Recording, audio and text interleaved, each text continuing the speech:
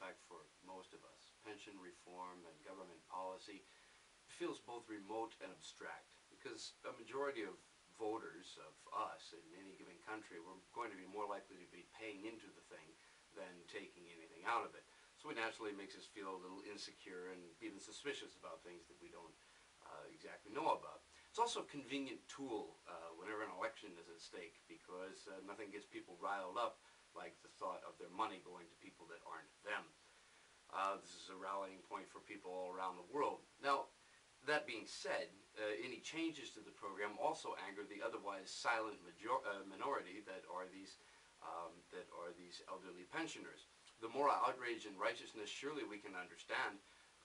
Must feel like you're having the carpet yanked out from beneath you, having worked your entire life and having the rules changed on you at the last moment.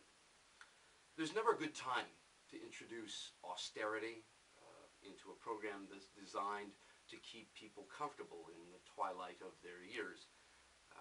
For that reason, most of the steps that people tend to take, governments tend to be very small and tentative steps. They tend to be vague and not concrete 5-year implementation plans, things of that nature. They're less controversial, of course, but they're also less effective. Now, Finland, like many European countries, is faced with a bind, and that's more babies or more immigrants. The low birth rate and the aging population, not to mention the global financial crisis or the generous social programs common to many northern countries. In fact, 22% of a worker's wage goes directly to a pension program. All of this means that this country is staring in the headlamp of what appears to be a public policy freight train. First, 3 quick notes. First of all, a note about the pensions. There are actually 2 different kinds of pensions that are common in Finland. One is the national pension, to which everyone is entitled on the basis of being a resident. This guarantees you a bare minimum of income in your old age. Most people will have had a job, therefore will be taking most of their money from the earnings-related pension. What you get depends on what you've put into it. This chart only goes up to 5,000 euros. In Finland there is no maximum, so it can be said that the more that you make in your lifetime, the more you will receive on your pension. This then accounts for the lack of occupational and personal policies. But a diverse political economy like Finland's, including fishermen, foresters, civil service, machinists, industrialists, and so forth, their needs are not unified by one single government policy, but rather what we see here. So, we can see from this that certain sectors of the economy gravitate toward different pension plans, and quite a lot of them gravitate toward the private pension plans. Still others for whom is more occupationally relevant, say like the farmers or the fishermen, will go for something that understands their particular needs.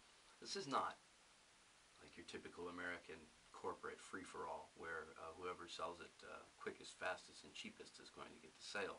This is very highly structured because all offerings must be comparable and conformable. They must be equitable and they must be reasonable, which they are. So even so we don't have to be concerned about the fact that 2/3 of the pensions are in the hands of these private companies, as long as we don't have to be concerned about the regulation. But in these 3 waves of reform in 2005, 2007, and again in 2009, the waters have been considerably muddied, which is actually kind of ironic considering the whole point of pension reform was supposed to be austerity. There were many successes to the initial 2005 reforms. All early retirement and unemployment-based pensions were cancelled. Time not spent at work, like in education and qualification programs, and women at home raising children, were all finally addressed and included in the pension. And finally, perhaps the most important, was the introduction of a flex program, where someone didn't have to retire completely, but could only retire halfway. Since 2005, however, as we shall see, the peculiar and abiding interest, evidently, of Prime Minister Matti Vanhanen and his Centre Party government in big business has helped to reframe and shift the debate over pensions away from remuneration into something that looks a lot more like administration, and thus the very decentralization of the pension providers may be at stake. KEVA is an excellent example of this. KEVA, which already handles local government pensions, will become the state pension provider in 2011. The company was at the center of a 2007 pre-election scandal, accused of financing shady deals and making large donations to the Centre Party, the party of Matti Vähänen. Although it's still not clear how much of the pension assets were actually involved, KEVA's directors, several of whom had been previously convicted of fraud, were implicated deeply enough that they resigned. So, if they hadn't addressed the issue, they ran the risk of looking like they were reducing competition and rewarding corruption, which was too big a risk to take. So, in the summer, after the elections, they put through a few reforms, and we're going to look at three of them. Now, at first glance, they look very noble. They sort of look like they're addressing the need for the safety of funds and for the continued transparency of the pension fund. The first of these three reforms of transparency was new investment rules. They meant that a company was restricted on its investment of pension money in speculative and risky ventures. The second, new legislation was passed preventing any managing directors from also being board members, which would prevent scandals like KEVA. And the third was new limits for investment were announced, and a gradual increase from 25 to 35% of a company's funds could be used to invest in equity. And underneath these corrective policy moves, there's another side. And this is the side that argues that these policies, these reforms, were at best short-sighted and at worst irresponsible. If making money is about taking chances, then preventing companies from investing in high-risk stocks eventually reduce the net investment gain for many or most companies while favoring only a select few. Secondly, preventing board members from working at their own companies robbed the companies of important skill and talent. And thirdly, the increased equity that the company had to invest, it could be easily invested in hedge funds and foreign markets, thereby taking money away from the Finnish companies and the Finnish market where it was needed most, where the very workers that their companies were in business to take care of. We might well begin to suspect, without being completely skeptical, that rather than being aimed at austerity, these reforms were actually perhaps aimed at an agenda. Whether it is or not, we're not really here to debate.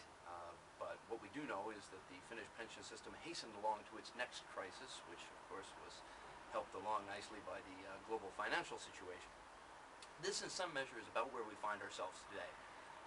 Here in after the 2007 reforms, I mean, while they may have been well meant for all of that, especially for the stakeholders like the labor unions, the government, the industry, the pension companies themselves, it's harder to say of those proposed by Vähänen in March of 2009. That's what we'll get to now. The Centre Party needed to find an immediate way to get Finns back on the job for 3 more years. Given that employers pay 80% of any worker's pension wage, the prospect of keeping on a bunch of older workers at a factory and paying 80% of their pension wages for them had to rankle those sectors which had it pretty easy for a couple of years now.